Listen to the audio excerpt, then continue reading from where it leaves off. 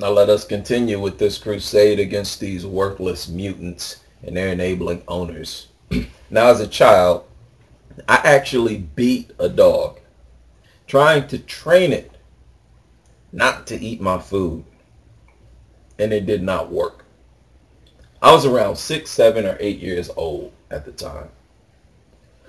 I came home. There was no food left. Everybody had eaten all the food, but there was one pork chop left. I took it and I went into the basement. Now, my cousin had kept my grandfather's dog down there. Sometimes he would bring that dog down there. So it was down there. So I sit down. It's one of those basements that, got carpet, furniture. It's like another room. I sit my food down. I went to do something. I look back. The dog is eating the pork chop. The last pork chop. I am starving at this moment, right? So when I saw that, I whacked the dog a few times. It started screaming, right? And I said to myself, this thing is too disgusting right now, this pork chop, to eat. This mutt has just ruined my dinner. So I said, even at that young age, I said, I'm going to train this mutt to not touch my food. So I set the food down, like right in front of me. And it came over and started eating it again. And I smacked it again. And it jumps back, against the wall. It starts screaming. So I laid the pork chop down again. That stupid mutt came right back and started eating it again. I did that about 6 or 7. I'm telling you, 6 or 7 times I did this. Trying to use negative reinforcement. That mutt continued to come back. Around the 4th, 5th time I got frustrated. I said, what the hell is wrong with this thing? It just doesn't get the message. But no matter how many times I whacked that mutt, it continued. And I would wait until it actually started eating the food to let it know that it is eating the food that I don't want you to do. As soon as it started to munch, I would whack it hard, sometimes twice, 3 times, every time it came back. Now, it wasn't until recently that I realized why it was doing that. Within the past year or so, I talked about it on video, that even when a dog is in the presence of what they feel is a threat, their attention will be distracted from the threat if there is also food present. So even though I was letting the dog know that I'm a threat, and that if you eat this food, I'm going to punish you, the smell of the food was so overwhelming to that mutt, it continued to come back to try to eat it. An absolutely permanently stupid creature. And it is because of its food drive. Its food drive is what makes it stupid. As I've talked about with the burglar who fed the dogs prior to breaking into the home. If there is a trespasser, it is trespassing that you deserve to be attacked for. That is how an intelligent creature thinks.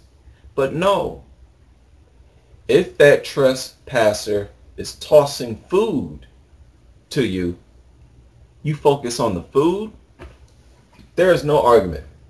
Dogs are dumb creatures. Now, after this incident, keep in mind, I'm 6, 7, 8 years old. After I've beaten this dog and I realized it's not going to learn, I abandoned my mission, went upstairs, and I think I found something else to eat. But from that point forward, I felt guilty about it. I said, you know what? That dog didn't deserve that. It's just an animal. Animals are not smart. They don't know any better. Why would I do that? And I remember actually as a child, I prayed about it. I felt that guilty. Prayed about it. I actually prayed that God take this dislike that I have for dogs to remove it. I kid you not. Right? I've never told anybody this story. 6, 7, 8 years old, this actually ran through my mind. I'll never forget it. I'll never forget it. As a matter of fact, I went into the backyard of the home when I prayed. It was outside because I felt that much rage towards that mutt. I was that upset. I was starving. And I had cooked that pork chop to perfection. Not cooked it. I warmed it up, put seasoning on it. The smell. Oh, my mouth was watering at the time I saw it eating that pork. And it had almost eaten the whole damn thing by the time I turned around. So I was furious. I was enraged. And when I say I was whacking that mutt, even as a child, I was hitting that mutt pretty hard. And I felt guilty. I said, you know what? That's an animal. Didn't deserve it. It doesn't know any better. So I went and prayed. I felt guilty. From that point forward, I tried to have a decent relationship with dogs. I kid you not. Never told anyone this story or anything about my past experiences. A lot of people have asked. And I was one of those people who, while I would never get a dog, when I would go into people's homes who have dogs, out of a show of politeness, I would pet their dog. They would introduce, how they do. They'll let the dog violate you, run in your personal space. And that's basically their way of introducing you to their mutt. Oh, he's nice. He's friendly. So I would pet the dog, not just to be polite, but in my mind, I thought it was letting the dog know, hey, don't attack me. Now, I'm okay. I'm a friend of your owner. I could have been mauled at any one of those moments. But anyway, I tried. And all the while, I actually tried to like dogs. I still felt that, I don't like these things. I've always felt it. That has been consistent. Even though I was trying to mold myself and change the way I view dogs, I never ever saw dogs in the same way I saw other animals, ever. When you pet a cat or rabbit, it's different. When you pet or rub a dog, it behaves as if it's ignoring you, as if it doesn't even know that it's being petted or rubbed or caressed, because they're not receptive to physical affection, in my opinion, at all. You rub a cat will move its body in sync with your hand and sort of stroke your hand as you stroke its body. Fully receptive to physical affection. And they just feel like different creatures. You pet rub a dog, it's breathing hard. It's moving nonstop. It's hard, rigidity. They don't feel like normal animals. Look at their faces next to all other animals' faces. Their faces stand out because they look so flipping retarded. It's because they are mutants. What you're looking at is the face of a mutant. There was a fighter who posted this photo, said, why does her dog look like a psycho dog? It's because it has a mutated brain. The dysfunction of that mutt's brain actually shapes its face. I don't care what anybody says about panting. No other animal pants the way dogs do. That is absurd to me. To have your big nasty mouth hanging open and your tongue hanging out, drooling all over the place. They want to give us some scientific explanation. Oh, it has to do that to regulate body temperature. Cats don't do that. They have a much more efficient cooling system for their bodies. Sweat out of their paws and whatnot. They groom themselves and the saliva helps to cool them off. Bears groom them. Notice how dogs are really the only creatures, carnivores, don't know how to groom themselves. Just dumb. So it was interesting to me how my instincts had kicked in at a very young age and told me these creatures do not belong in this home, and these creatures are actually your natural enemy. I believe what I felt at that time was a natural instinct to a natural enemy. I don't care what anybody says. Any of you dog experts, you want to debate about this? Dogs are our natural enemies. They are the only creatures who will not leave us the hell alone. They will constantly, in very large numbers, invade our territory. Now, this would not be a problem if they were not so damn big and violent. Cats also invade our territory, but they keep to themselves. They are small and they are not violent. I don't mind cats, rabbits, squirrels, peaceful creatures, although I would not keep any of them as pets ever. I knew as a child that these mutts were absolutely worthless. It was written in stone early on that I would be a crusader against the presence of these man-made mutants. That's another thing that probably contributed to my uneasiness with dogs. They don't feel like other animals because they are not true animals. They are not natural animals. They were not created by nature like animals. They are mutants. Mutants. This is an absolute fact. I am very disappointed that none of you dog experts, veterinarians, behavioral experts, and whatnot have taken me up on my challenge. I do not have a degree. And I'm saying dogs should be exterminated primarily for the safety of our youth. I grew up and I started to do research. And when I started to Google images of children who had been attacked, that is when it really started.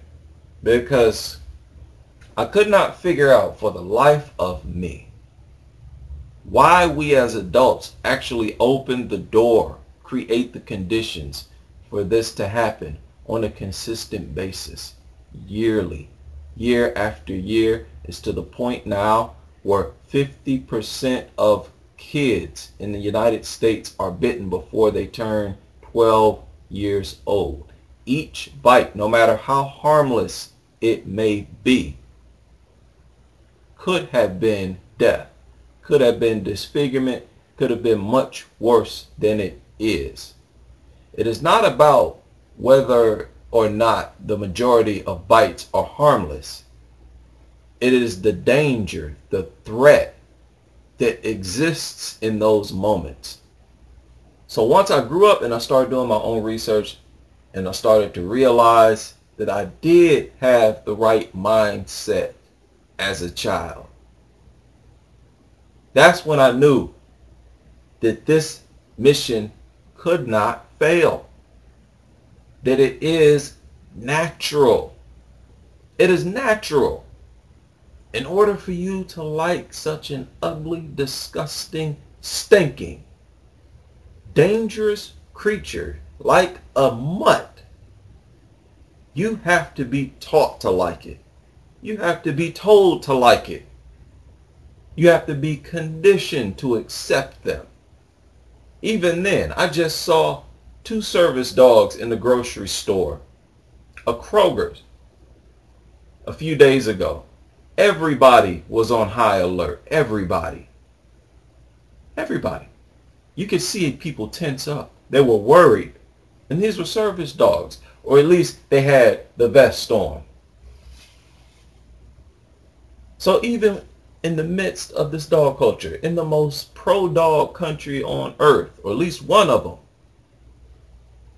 dogs still have people on edge wherever they are. That is a blatant, clear sign that these are dangerous animals. They are dangerous. We don't promote cats the way we do dogs. No other creature. We don't project other creatures as harmless and loving the way we project dogs, not even remotely close. Yet, in the midst of that, we are all on edge around dogs. So just imagine if we didn't have this pro-dog culture that project dogs as harmless, innocent fur babies. Imagine if we project them for exactly what they are and what they do. There is no way the general public would tolerate their presence, and we will urge the government to carry out a systematic extermination mission to get rid of all these mutts. That is exactly what we need to do. There are about 80 million or so dogs in this country. And I'm telling you now, I would have all 80 of them wiped out to save one child. One. You don't know who that child will be when they grow up, or what they may do. They could be a historic adult when they grow up. We know none of those 80 million mutts are going to amount to anything other than barking, attacking, eating, and shitting. They will not enhance our society at all. I would gladly get rid of 80 million mutts to save one child. And here we are with the most embarrassing levels of morality, where we won't get rid of 80 million dogs to save millions of our own kids, to keep 1 million kids or 500,000 out of the emergency room, to keep tens of thousands from being literally torn apart. That is the most bizarre. They are an expense. We finance their existence to terrorize us, to keep us in constant fear. I don't care how much a person claims to love a mutt. When they see a dog off leash, they see a pit bull, German shepherd, or even a lab, let alone multiple of these worthless mutants, those same dog lovers are going to be frightened. Why? Because they are dangerous animals. I don't want to hear this stupid law of a dog has to be labeled vicious and dangerous. That needs to be removed and actually erased from history if possible, because it is that insulting to our intelligence. We don't want history to record such foolishness, such idiocy. It is only a matter of time before this truth resonates throughout the majority of the population. And I am very humbled to be a part of that evolution.